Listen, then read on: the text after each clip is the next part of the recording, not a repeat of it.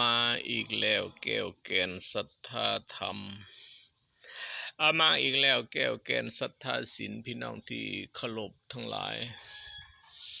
ก็มีลูกเพิงหลานธรรมมาจากบ้านนี้ยังเกาะบ้านอาจารย์ใหญ่เมืองอาจสะพังทองมาปรึกษาหารือนำเมียปู่จุดประสงค์ยังเกาะ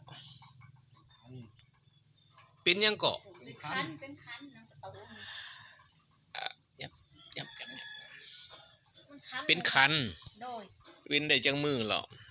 แต่หึงคนละหังมันบ่แห้งมาแห้งอะไรนี่ช่องมือมีชื้นกับหวานนี่แห้งสุดเลยเก่าบ่ได้อยู่ได้เซาแถมนอนบ่อยากได้พุ่นแหละนะนอนบ่ได้โอ้โหนอนบ่ได้เลยต้มน้ำร้อนแต่ก็ได้แต่ต้มแต่ว่าอาการคันบ่ลดละมีความรู้สึกว่ามีแห้งซื่อๆแม่นบ่โอ้เป็นคัน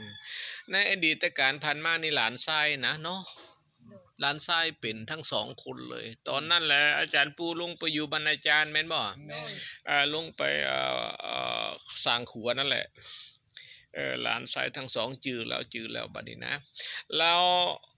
หลานชายทั้งสองก็เป็นคันนั่งหน่วงเลยตอนนั้นก็จื้ออย่าปูจื้ออยู่นะฮะนั่งหน่วงเลยผู้นึงจนแขนศอกแหลมไปเลยแหละจอยนะ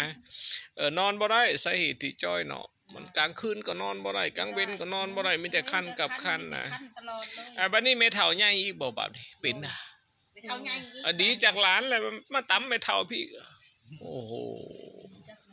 โอ้ยามไกลๆมาใกล้เฮียปูด้วยเฮียปูก็บ่ได้ชนคนบ่ได้นี่มันสิติดเฮียปูน่ะบ้าว้าว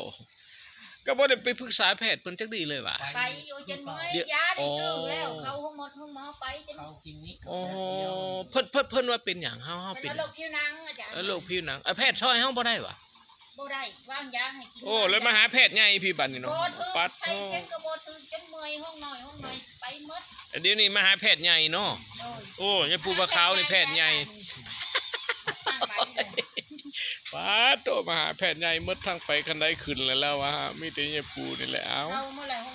โอเคกินก็ได้กินชื่อแล้วมาทาก็ได้แต่ทาคันแบบนี้นี่ในระบบยาสมุนไพรของยาปูนี่ง่ายนิดเดียวอะไรได้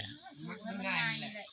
อะไรยาปูกล้าทาเลยง่ายนิดเดียวสมุนไพรบ้านเฮานี่บุยคันเลยดิจงหายาปูหญ้าไหนบ่ได้แม่นพี่สังเลยหญ้ายานี่หญ้างัวก็กินควายก็แบ้กินทางยามนี่มีหลายนี่น่ะเฮือนยาปูนี่ผู้อึดมันปรุงตามธรรมชาติของงูของควายบักหลายๆนะฮะให้มันดีแล้วก็สิได้ค่ายเจ้าแหละเหมือนนี่